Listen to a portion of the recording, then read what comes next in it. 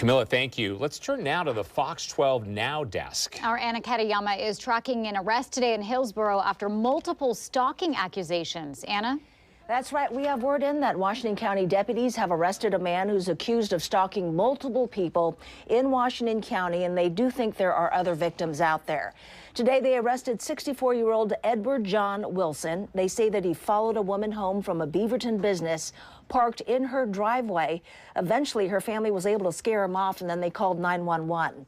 As deputies started investigating, they discovered that he had been accused of similar behavior in the past, multiple times over the past few months.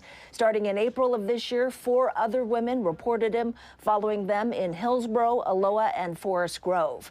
Now, he's been known to drive multiple vehicles, including a Chevy pickup and a BMW SUV. Right now, he's facing 6 counts of stalking, one of them involving a child.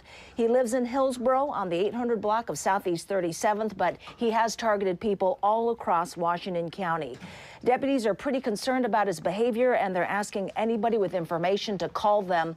Also, we've got more information on our Fox 12 app, including vehicle descriptions, so you can check that out to learn more about the case. Pete and Nora, back to you.